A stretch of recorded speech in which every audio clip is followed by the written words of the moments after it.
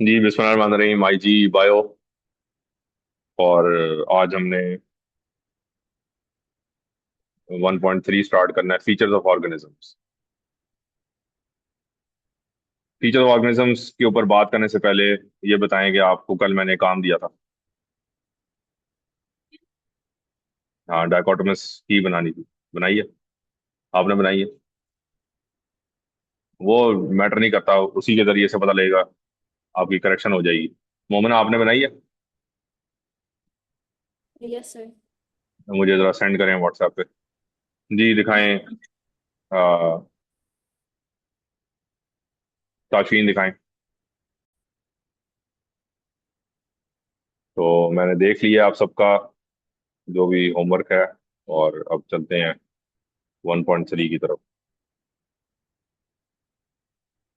तो जी, 1.3 है features of organisms. ये 1.3 किसका है, याद रहे। 1.3 चैप्टर नंबर 1 का है, characteristics and classification of living organisms, right. इसके अंदर 1.1 1.2 कवर हो चुका है, 1.3 फीचर्स है। तो फीचर ऑफ ऑर्गेनिजम्स में जो पहला पॉइंट है, स्कोर। जो पहला पॉइंट है वो क्या है? State the main features use to place animals and plants into appropriate kingdoms. State the main features used to place animals and plants into appropriate kingdoms.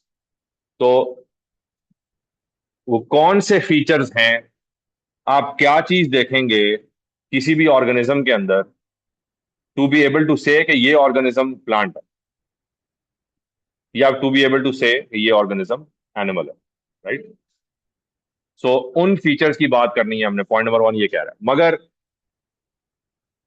हाँ, ठीक है ठीक है, वो हाँ, जितना करीब होंगी तो आसानी हो। अच्छा जी। सो पॉइंट नंबर 4 इसको एक्सपैंड कर। पॉइंट नंबर 4 ये कह रहा है कि main features used to place organisms not just in animals or plants but any of the five kingdoms। ठीक है। वो फाइव किंगडम्स कौन से हैं?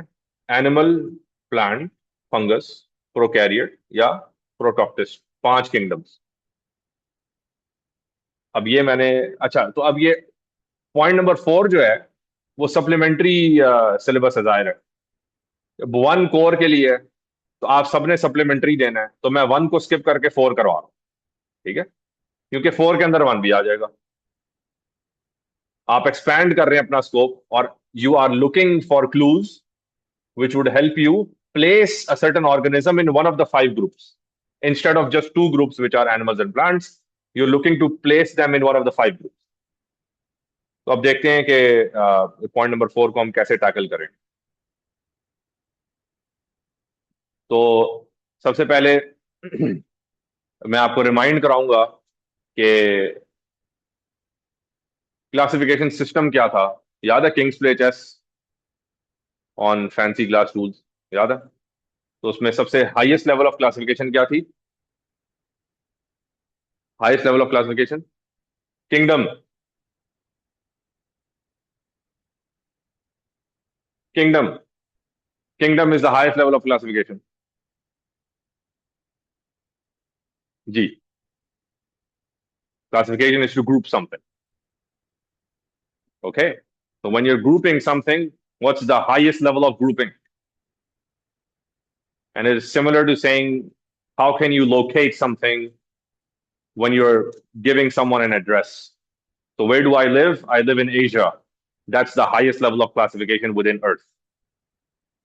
So uh, a certain organism, which kingdom does it belong to? That's the highest level of classification at your level. So which kingdom does it belong to? Which continent do you live in? That's the highest level. Then the next level would be which country. The next level, which city. Next level, which town within the city. Next level, which street. And then finally, which house. So kingdom is the highest level. Then you could go to which phylum,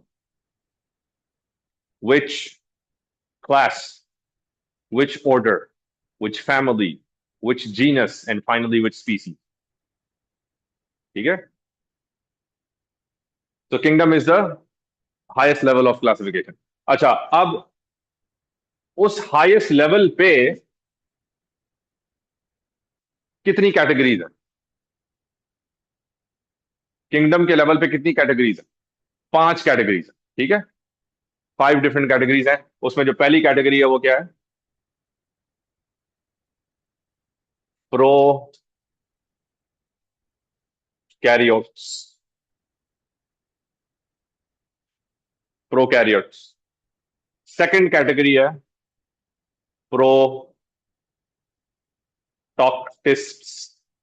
also known as protist. ठीक है? Third category है fungi. Fourth category है plants. और fifth category है animals. Sir, yes. what's the second one? Second one is protoctists, PROTOCTICTS, protoctists. बल्कि हाँ, या नहीं, actually this one is an S, protoctist, also known as protists. We'll do the detail today. Yeah. Names of the highest level categories. Okay. So just like in the address, you could say which continent, which is the highest level. So Asia, that's one continent. Europe, another continent. Australia, another continent. So this could be Asia, Europe, America, right? North America, South America, etc. So this is one category. Another category within kingdoms. So this is one kingdom, this is another kingdom, another kingdom, another kingdom. Highest level of categorization of living organisms. Okay. Acha. So I'm gonna replicate that on the computer. तो उसमें मुझे लिखना easy होता है. So I'm gonna do that. अब हमने ये सवाल करना है अपने आप से कि what qualities, attributes would make something fall under prokaryotes. ठीक है? वो क्या चीज है? वो क्या चीज आप देखेंगे तो कहेंगे अच्छा इसके अंदर ये क्वालिटी है, it belongs to the prokaryote kingdom.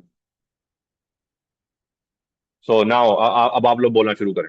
Prokaryotes में कौन, ये नाम क्या है, इसका मतलब क्या है? Prokaryote, they do not have nucleus, right?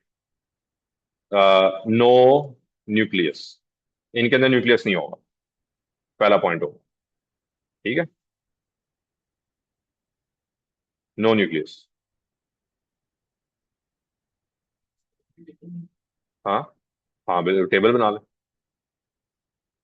मैं वैसे आपके साथ एक टेबल शेयर भी करूंगा जो बुक वाला है, इवेंचुअली मैं वो शेयर करूंगा, बट अभी हम थोड़ा सा अपनी एक्सरसाइज कर रहे हैं।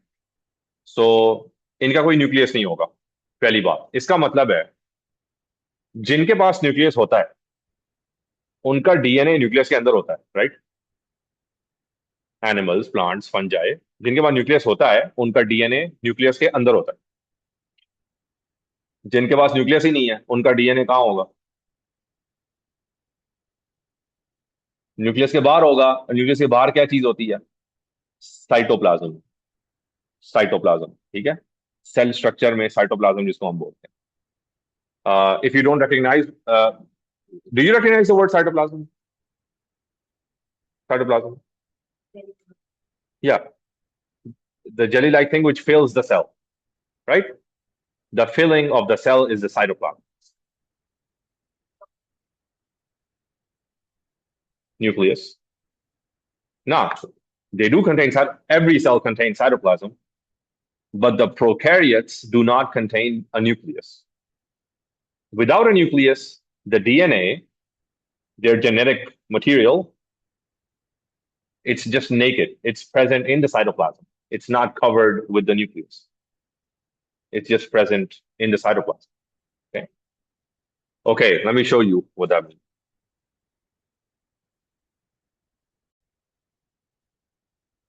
अगर आपने बैक्टीरियल सेल की एक शक्ल देखनी है, ये बैक्टीरियल सेल है, इसमें साइटोप्लाज्म जो है ये न्यूक्लियस, सॉरी न्यूक्लियस है ही नहीं इसमें।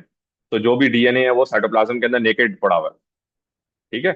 और एनिमल सेल में जो जेनेटिक मटेरियल है वो साइटोप्लाज्म में नहीं है डायरेक्टली, वो न्यूक्लियस के अंदर है, यानी कवर्ड है, न्यूक्लियर मेम्ब्रेन से कवर्ड है। ठीक है। So that was a difference between, यानी वो न्यूक्लियस की प्रेजेंस या एब्सेंस से ये फर्क पड़ता है।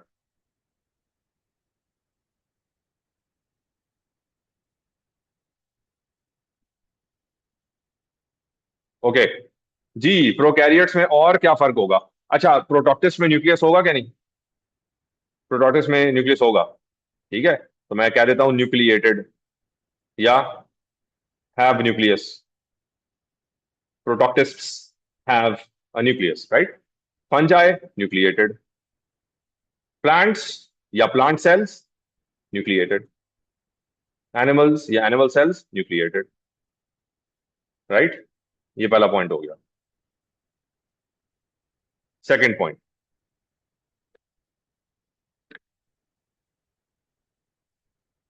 सेकंड पॉइंट क्या होगा?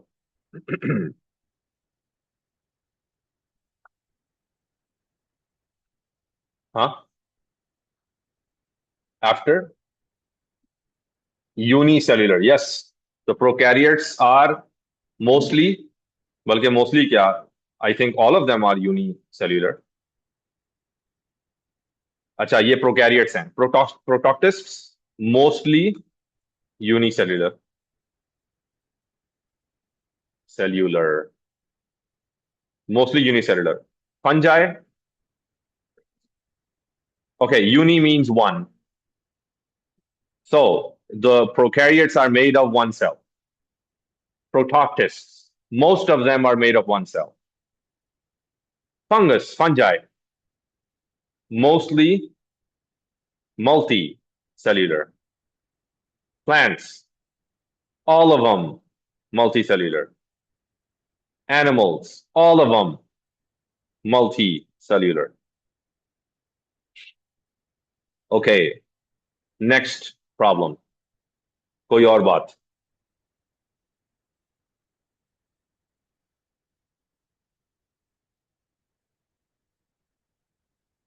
और कोई चीज प्रोकैरियोट्स में?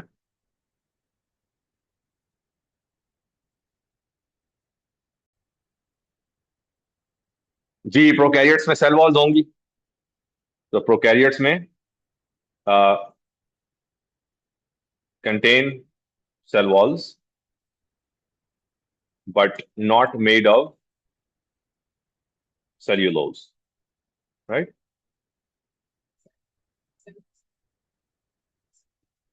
क्या होता है? सेल्यूलोज एक कार्बोहाइड्रेट है, कॉम्प्लेक्स कार्बोहाइड्रेट है। ये हम पढ़ेंगे बायोलॉजिकल मॉलिक्यूल्स में। ठीक है, जब हम चैप्टर 4 आई थिंक पढ़ेंगे, तो उसके अंदर हम इसको डिस्कस करेंगे कि सेल्यूलोज क्या होता है। लेकिन अभी मैं आपको छोटी सी बात कर रहा हूँ, सेल्यूलोज एक कॉम्प्लेक्स कार्बोहाइड्रेट है। ठीक है, तो बाद में पढ़ते हैं। अच्छा, प्रोकैरियोट्स के अंदर तो सेल वॉल्स होती हैं, प्रोटॉक्टिस्ट्स के अंदर, या some of them contain cell walls. ठीक है, some contain cell cell walls. ये कौन से होंगे? These are plant like protist. जो प्लांट लाइक होते हैं ना प्रोटिस्ट, उनके अंदर सेल वॉल होती है। जो एनिमल लाइक होते हैं उनके अंदर नहीं होती। ठीक है जी, फंजाई, इनमें सेल वॉल है, contain cell walls but not made of cellulose. Plants में सेल वॉल है, दिस वन इजी।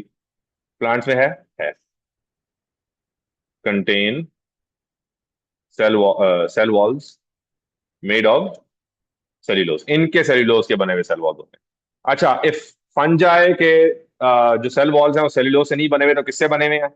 ये चीज आप ए लेवल्स में जाके देखेंगे। अभी अपना माइंड इस क्लटर से फ्री रखें। ठीक है, बस इतना पता होना चाहिए कि सेलुलोज से नहीं बने हुए, और प्रोकैरियोट्स के सेल वॉल भी सेलुलोज से नहीं बने हुए जी। एनिमल्स में नो सेल वॉल्स, ठीक है, no cell wall, animal cell के अंदर सेल वॉल होता है जी। नेक्स्ट प्रॉब्लम सोचें, व्हाट अबाउट ऑर्गेनेल्स? प्रोकैरियोट्स में कोई ऑर्गेनेल्स होंगे, या यूं करते हैं मेम्ब्रेन बाउंड ऑर्गेनेल्स होंगे,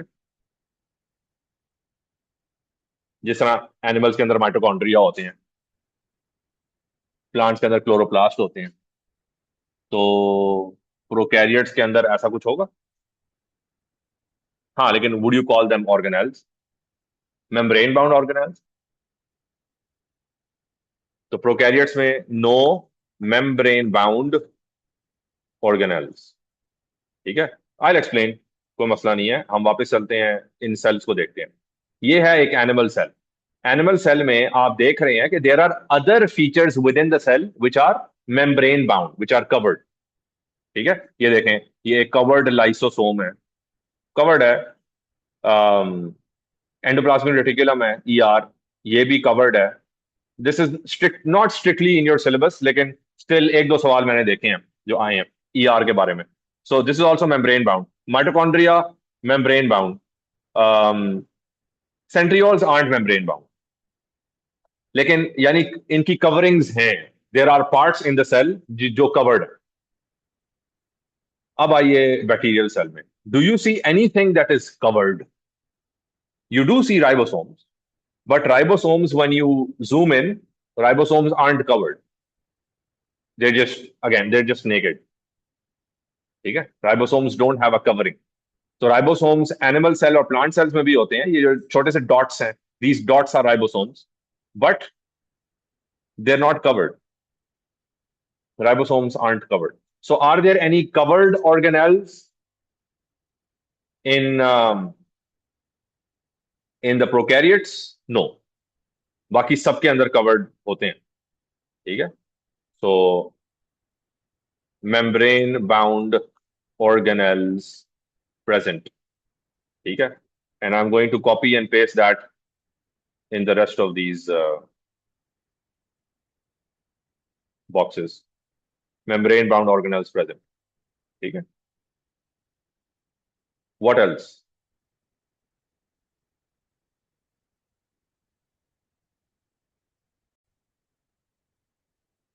ठीक है, जो दो किस्म के डीएनए होते हैं, एक मेन डीएनए होता है और बहुत सारे स्मॉल डीएनए होते हैं।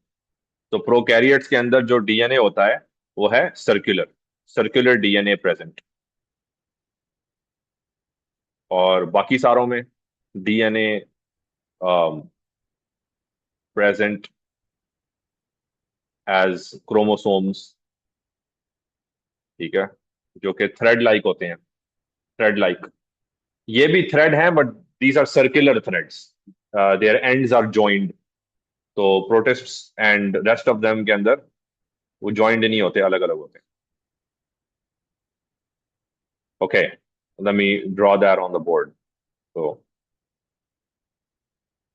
So if DNA is a filamentous structure like a thread, then in bacteria, the prokaryotes, the threads are joined end to end, okay, like this. Okay, circular in that sense. And in the rest of them, they're not joined. They're present as a layered thread, but not joined end to end. Okay, अच्छा, तो इनमें circular है। अच्छा, सिर्फ circular नहीं है, there are further kinds of DNA which are known as plasmids. Plasmids present, ठीक है। प्लाज्मिड्स भी होते हैं। अब प्लाज्मिड्स क्या बला हैं, वापस आइए बोर्ड पे। प्लाज्मिड जो होते हैं वो सर्कुलर डीएनए के अलावा छोटे छोटे से सर्कल्स होते हैं बैक्टीरिया में। एक बड़ा डीएनए होता है और फिर मल्टीपल छोटे छोटे डीएनए होते हैं, इनको कहते हैं प्लाज्मिड्स, ठीक है। अच्छा, in short we will discuss this in detail, लेकिन in short this contains everything that the bacteria needs to survive normally, whatever it needs to make, or the function that it performs, most of it is in the main DNA.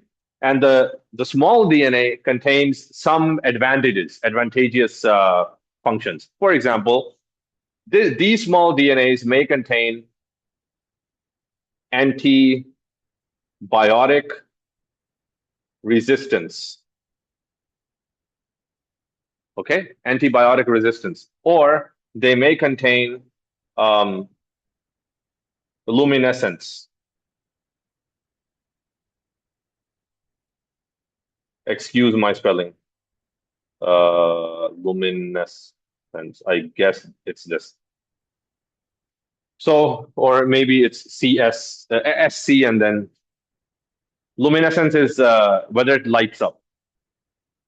If you expose it to UV light, it'll glow, start glowing. So the glowing genes might be present in. Okay. So fluorescence, you could also call it fluorescence. So the fluorescent genes, I think it's called GFP. The fluorescent genes will be contained in these plasmids. So some evolutionary advantages that will set them apart from the rest of the bacteria. Okay. That will be present in the plasmids. अच्छा जी, वापस चलते हैं. तो plasmids present हैं prokaryotes में, लेकिन प्रोटोक्टिस्ट में plasmids absent. ठीक है.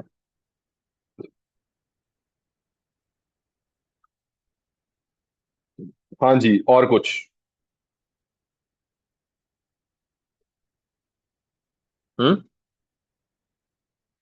गुड.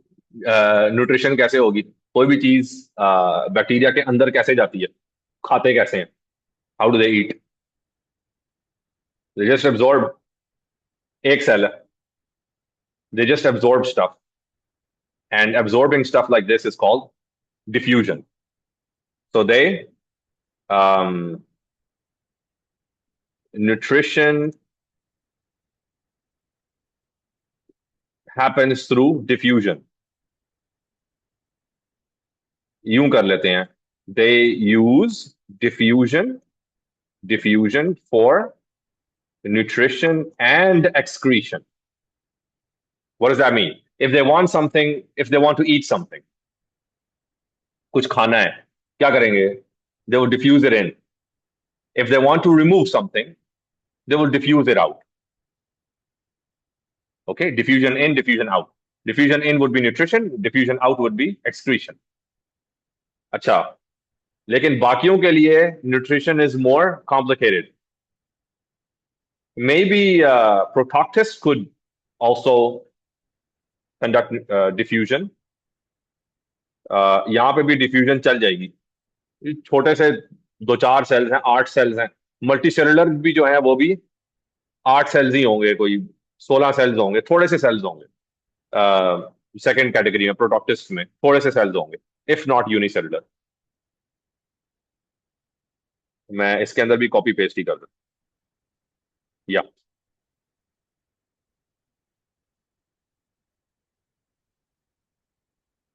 हाँ, कौन से वाले? जो plant like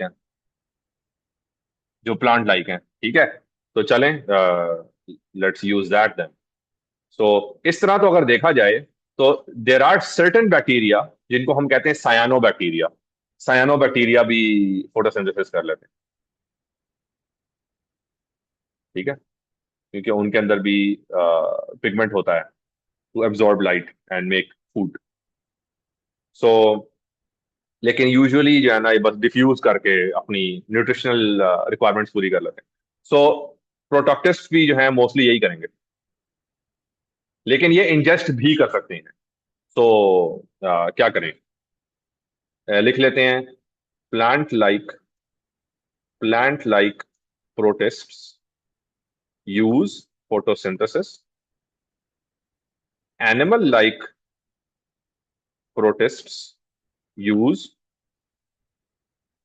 what? Use other organisms. यानी they feed on other organisms just like animals. यहीं से मैं आपको जरा प्रोटोक्टिस्ट का वर्ड भी समझा दूं. प्रोटोक्टिस्ट का वर्ड होता है द फर्स्ट, जो जरा प्रोटोटाइप सुना है, prototype. Prototype means when you make something for the first time, just to show that it works. अगर आप कोई भी इन्वेंशन बना रहे हैं, कोई मशीन बनाई है, फॉर एग्जांपल कॉफी मशीन बनाई है, यू वांट टू प्रोड्यूस यानी you want to sell coffee machine to everyone, हर घर में कॉफी मशीन होनी चाहिए. First of all you make a prototype and you show it to the investors. आप investor के सामने लेके जाते हैं, कहते हैं मैंने ये कॉफी मशीन बनाई है, इसको जरा आप देख लें, इसका डेमो देख लें. अगर आपको पसंद आई तो मैं कहूंगा कि आप मुझे पैसे दें ताकि मैं बहुत सारी बनाऊं और फिर हम इसको बेचेंगे. समझे? तो जो फर्स्ट मॉडल होता है जो आप बनाते हैं उसको प्रोटोटाइप कहते हैं. इसी तरह प्रोटॉक्टिस्ट जो हैं वो first models of animals and plants. ठीक है? जो शुरू के एनिमल्स और प्लांट्स थे वो कैसे थे, उनको प्रोटॉक्टिस्ट कहते हैं. ठीक है? लेकिन ए लेवल्स में आप जाएंगे, A2 में जाके मैं आपको एक और मुख्तलिफ एंगल दिखाऊंगा प्रोटॉक्टिस्ट का. बट फॉर नाउ प्रोटॉक्टिस्ट का मतलब ये है कि शुरू वाले एनिमल्स एंड प्लांट्स. ठीक है? अच्छा जी, सो प्रोकैरियोट का मैंने मतलब आपको पहले से बता दिया, विदाउट न्यूक्लियस वाले ऑर्गेनिज्म. और प्रोटॉक्टिस्ट क्या है? शुरू वाले ऑर्गेनिजम्स. तो शुरू वाले ऑर्गेनिज्म जो हैं वो इस तरह के थे. जी, फंगस कैसे न्यूट्रिशन करते हैं, कैसे खाते हैं, खाते पीते कैसे हैं? इनको कहते हैं saprophytes. Saprophytes. What does that mean? They feed on dead organisms. Dead organisms को खाते हैं. जो फंगस होती है, फंगस कहाँ लगती है? रॉटिंग चीजों को फंगस लगती है. जो पहले से रॉट कर रहे होते हैं उनको फंगस लग जाती है. और fungus rots it even further, so they make the food go bad. या something that is already dead उसको फिर फंगस जाके खा लेगा. इस बिहेवियर को सैप्रो जो ये बिहेवियर परफॉर्म करता है उसको सैप्रोफाइट कहते हैं.